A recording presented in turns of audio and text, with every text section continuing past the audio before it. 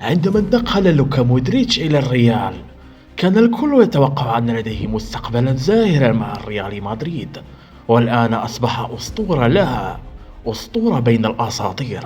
مودريتش اللاعب الأنيق الأكثر اكتمالا في المنتخب الكرواتي، وكذلك اللاعب المسيطر الفائز بجائزة الكرة الذهبية بين كريستيانو رونالدو وليونيل ميسي، الوحيد الذي فازها وتحداهم وفاز بالكرة الذهبية.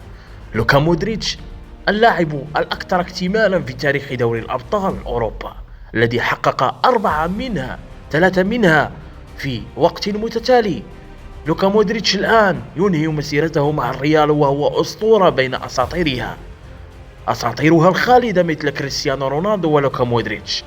الكل لم يتوقع أن ينجح هذا النجاح المبهر مع منتخب بلاده ومع الريال.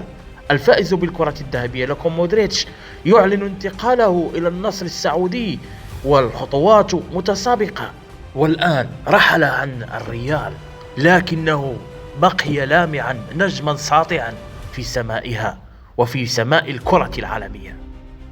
وإذا كنت نجما كذلك فلا تنسنا بوضع لايك. شكرا لك.